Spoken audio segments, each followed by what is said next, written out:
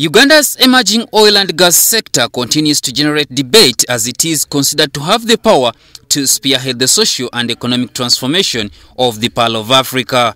It's for this reason that religious leaders from oil-rich nations visited Uganda, courtesy of the global Right Alert Uganda, to share experiences with their counterparts to promote constructive dialogue with communities.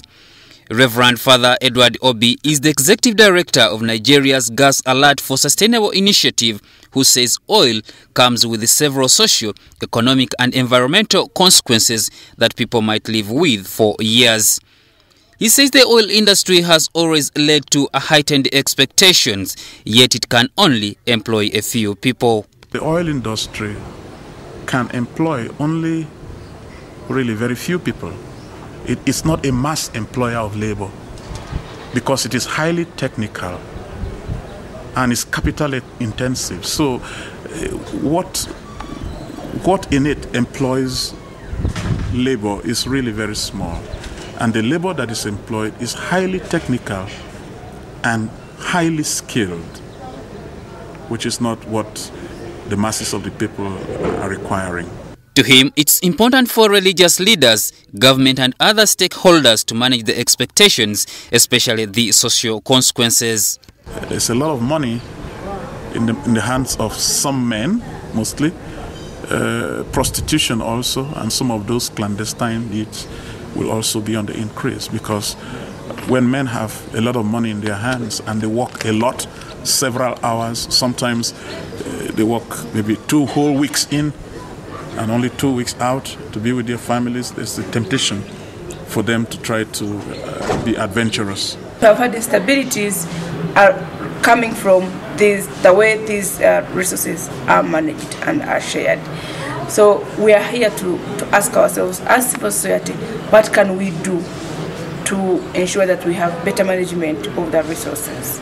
And how can we ensure that these resources bring peace, bring stability, bring development in the Great Lakes region, and then for us to be able to move together as a region, as Africa.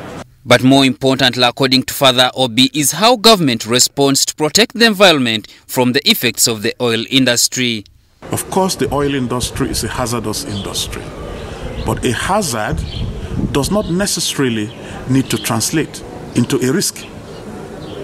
You can manage the hazard in such a way that it never becomes a risk to the population. So this is up to the integrity of the companies that work here, and also to the control of the government. You know, the government has a responsibility to protect its people. So the government must see to it that they have good laws in place to protect the people from the evils of the industry. The religious leaders say the consequences may not be immediate, as people are likely to contract several diseases, as experience from Nigeria shows that many water sources have been affected, thus the need for Uganda to protect locals. So when you sink a borehole, you think that the water you're getting is pure.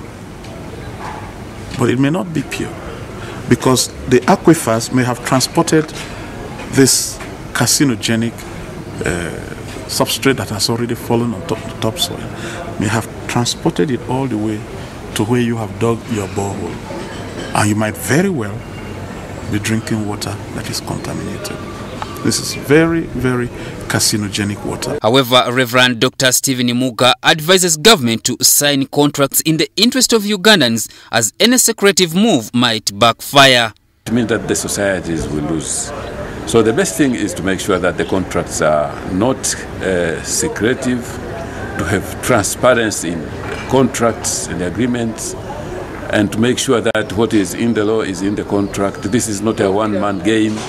This is the responsibility of the whole society to see to it that they benefit, and they benefit through the contracts. These leaders say oil is a blessing to Uganda only if its revenues are invested in productive sectors of the economy, such as agriculture and tourism.